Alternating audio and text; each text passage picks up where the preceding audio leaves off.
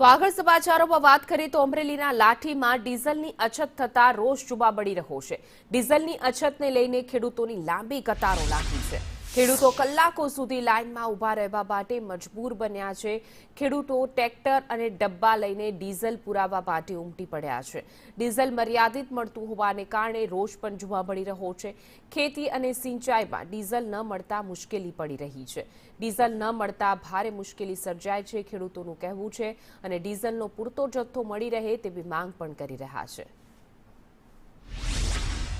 તડકામાં 3 વાગ્યાનો લાઈનમાં ઊભો છું અને હજી વારો નથી આવ્યો। હજી કેટલા વાગે આ વારો આવે એનું કોઈ નક્કી નથી અને 5-10 લીટર ડીઝલ આપે છે। એટલા ડીઝલે અમારે શું થાય અત્યારે? આ સનેલો લઈને આવ્યો છો આ ધગધગતા તાપમાં।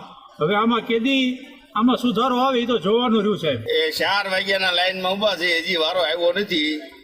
અહીંયા ડીઝલની લાઈન જ્યાં હોય ને લાઈન, ખાતર લેવા જાય તો લાઈન, અટાણે ડીઝલ લેવા આવ્યો તો લાઈન। હવે ખેતી કરવી છે, આ કરવી છે ને